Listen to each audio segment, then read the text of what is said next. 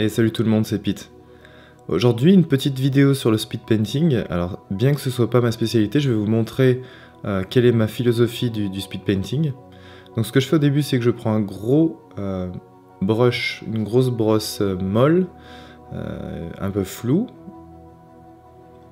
Je commence à imaginer ce que je voudrais en niveau de gris, donc je travaille qu'avec des gris. Et ensuite, je pourrais passer à la couleur avec des couleurs pleines, et ce qui va me permettre... Alors, je travaille pas en overlay, c'est-à-dire en incrustation, je travaille directement en calque normal.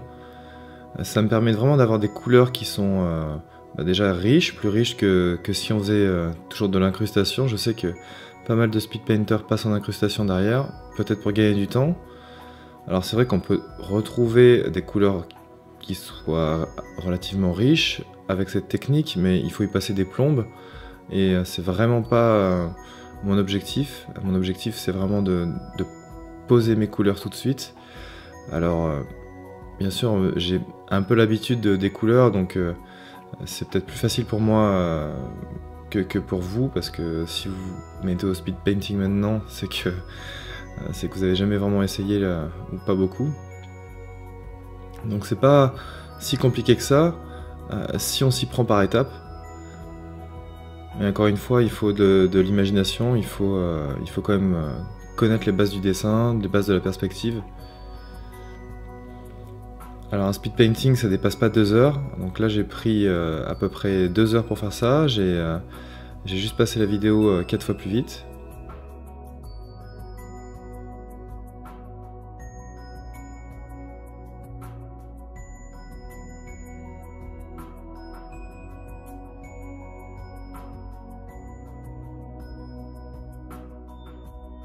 Donc là, je représente des masses, donc pour les nuages, pour le château derrière, pour... oui, on voit pas que c'est un château pour l'instant, mais pour le bâtiment en avant-plan, pour le chemin, pour la rivière à droite. Donc pour l'instant, on ne distingue pas vraiment ce que c'est, on peut peut-être deviner un petit peu, mais je dessine que les silhouettes, et c'est vrai que ça permet vraiment de gagner du temps et d'avoir une homogénéité dans le rendu, parce que je vais faire monter le niveau de détail au fur et à mesure. Donc là, je recherche vraiment l'ambiance colorée, je tâtonne sur les couleurs.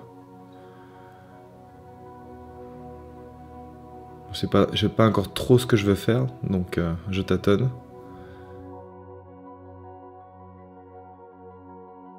Donc je vous conseille, moi c'est ce que je fais là, c'est que je travaille quasiment qu'avec des brushes rondes. Donc si vous voulez travailler avec des brosses un peu plus compliquées, moi je vous conseille pas ça les premiers temps. Vraiment travailler avec des choses, des outils simples.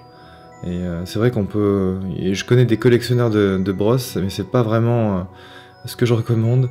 Moi j'en ai plein des brosses, c'est sûr, mais j'en utilise peut-être 3 ou 4.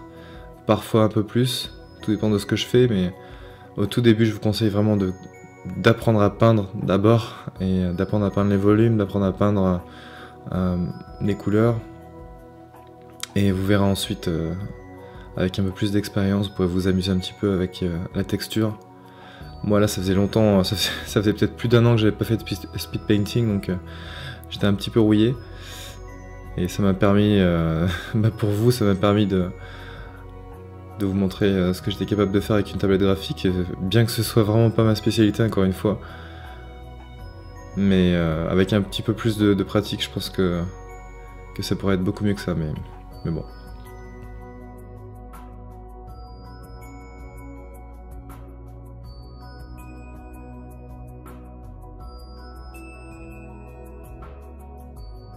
Voilà, donc si de temps en temps vous avez besoin de passer à quelque chose de plus dessin, c'est-à-dire moins commencer par des volumes, ou plus commencer par du vrai dessin en fait, je vous conseille de tout simplement dessiner vos traits, dessiner votre perspective et tout ça, et puis passer un calque en mode produit ou overlay, et travailler en niveau de gris, travailler les ombres, et ensuite vous pourrez passer à la couleur si vous avez envie.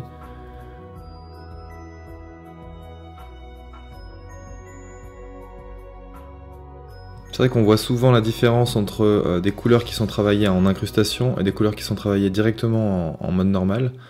Et c'est vrai que moi qui ai un œil assez entraîné, surtout pour le digital, je sais tout de suite quand quelqu'un a utilisé le mode d'incrustation. Mais bon, s'il est utilisé à bon escient, mais s'il est trop utilisé, si au final on a une image qui est monochromatique, un petit peu vieillie, avec des noirs qui sont un peu, je sais pas, des blancs un peu délavés, des noirs qui sont un petit peu, comment dire, un peu cramés, un peu pas très esthétiques. Je suis pas contre, mais c'est vrai que bon, c'est du speed painting qui est un peu moins joli, quoi.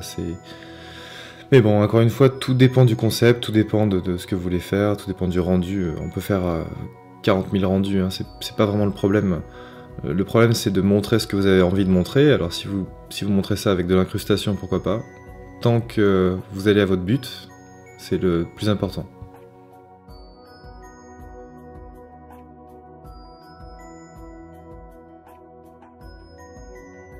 Donc là, je fais 2-3 réglages. J'essaie des choses que j'avais pas fait depuis très longtemps. Donc moi, je travaille un peu la lumière avec les courbes, etc.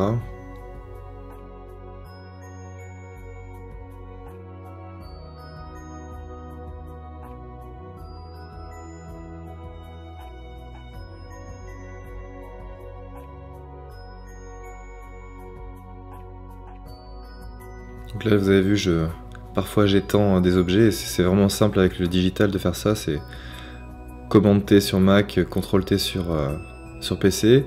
D'abord, vous sélectionnez avec l'outil lasso, le raccourci clavier c'est L, et ensuite vous pouvez peindre avec le raccourci clavier B, donc les brosses.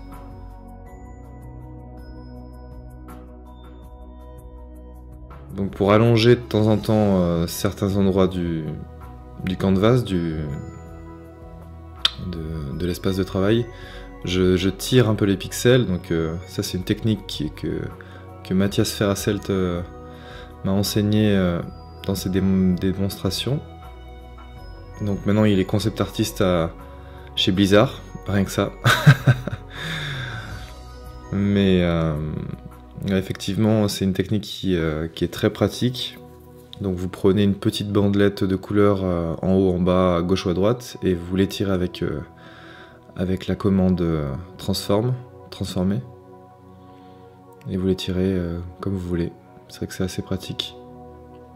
Maintenant, il existe un algorithme sur Photoshop, depuis Photoshop CS5 en fait, qui permet de calculer automatiquement à partir des pixels environnants. Donc ça aussi c'est possible. Je sais plus comment ça s'appelle. J'utilise parfois quand je fais de la photo, mais là je l'utilise pas, je préfère peindre. C'est quand même plus sympa.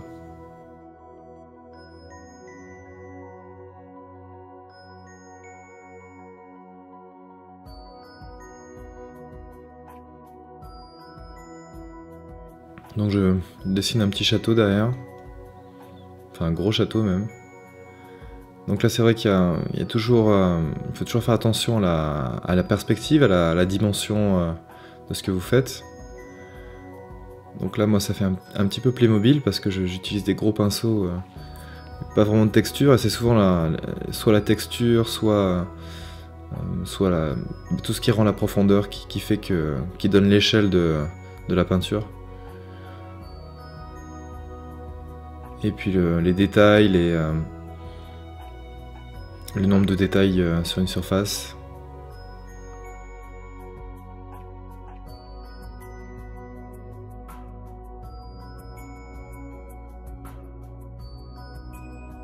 Les speed painters professionnels utilisent plutôt des brosses toutes faites pour aller beaucoup plus vite.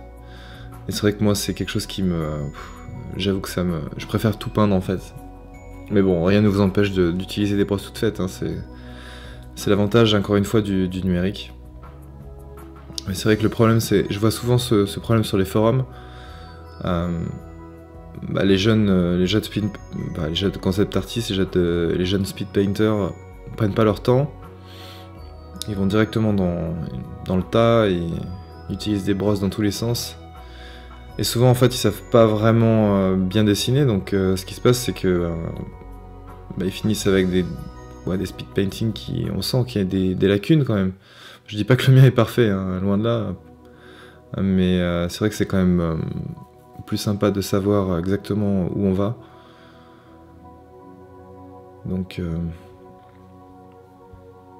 c'est vrai que les brosses toutes faites c'est bien pour aller vite quand on est dans l'industrie, mais quand on apprend c'est un peu moins bien quand même.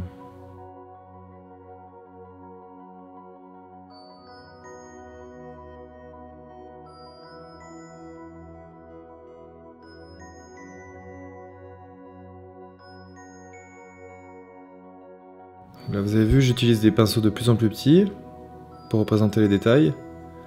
Donc je passe de gros pinceaux à des pinceaux moyens, à des pinceaux de plus petit calibre et un petit peu plus durs au fur et à mesure pour aller vers des valeurs qui sont franches, des couleurs qui sont déterminées, qui sont franches. J'ai toujours aussi un groupe là de calque qui me permet de voir mes traits de perspective, donc c'est toujours utile. On sait jamais, ça peut toujours servir.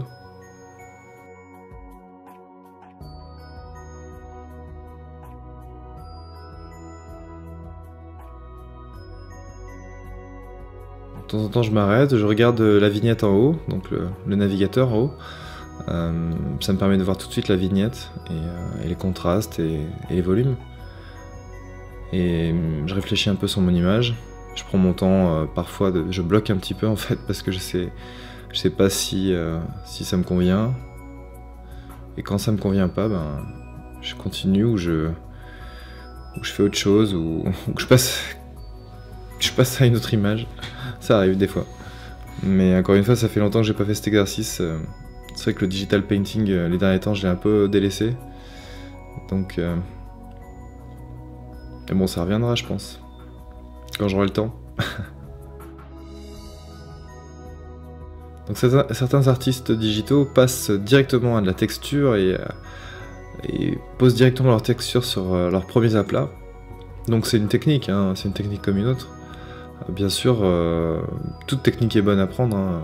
Il existe des centaines de possibilités. Et j'ai déjà fait des speed painting en utilisant que de la texture. C'est pas vraiment le problème. Si vous savez comment utiliser les valeurs, si vous avez quelques notions de couleur, de la théorie des couleurs, il n'y a aucun souci. Le problème c'est vraiment ces brosses préfaites et qui appartiennent pas forcément à l'utilisateur, parce que moi j'ai plein de brosses que j'ai récupérées sur internet, sur DeviantArt ou autre. Et c'est vrai que la plupart ne me servent pas du tout parce que je prends plus goût en fait de travailler avec ces brosses là. De temps en temps j'en pose par-ci par-là, mais c'est vraiment pour dire que je les ai utilisées. Et voilà, donc encore une fois il faut essayer, hein, il faut tester par soi-même, je crois que c'est la meilleure solution. Et n'écoutez pas littéralement ce que je dis, hein, je préfère que vous testiez par vous-même. Donc vous avez vu, je dézoome souvent, enfin là, j'ai pas besoin de dézoomer parce que j'ai le navigateur en haut qui me donne la vignette. Mais ce que je fais, c'est que j'évite de trop zoomer. Parce qu'en speed painting, ce qui compte, c'est vraiment l'ambiance. Et là, si vous zoomez trop, vous allez faire du pixel par pixel quasiment. Et c'est dommage parce que vous allez perdre l'ensemble de la pièce, l'homogénéité qui fait vraiment la solidité du speed painting. Donc pendant les 3/4 du temps, je laisse dézoomer et je zoome quand j'ai vraiment besoin de zoomer. Mais si vous voulez garder l'homogénéité et la solidité de l'ambiance, ne zoomez pas trop, ça sert à rien. Donc voilà, je vous l'aurais dit. Si vous zoomez trop, vous allez trop avoir tendance à détailler. Et je sais que ce soit en dessin ou traditionnel ou en digital, c'est le problème, c'est qu'on veut toujours zoomer, toujours faire des détails, mais c'est pas ça qui fait une vraie peinture, hein. C'est l'ensemble. Bon, d'habitude, je détaille un petit peu certains passages du speed painting, mais là, j'avoue que j'étais un peu à cran. Pas forcément très entraîné à ça en ce moment. Et je tâcherai d'en faire d'autres parce que c'est vrai que ça me manque un peu. Donc voilà le résultat du jour. To be continued donc. Si vous voulez vous abonner au blog, bah, c'est très simple, cliquez sur le lien juste ici et puis je vous tiendrai au courant de tous les articles et de toutes les nouvelles vidéos. Allez, à plus.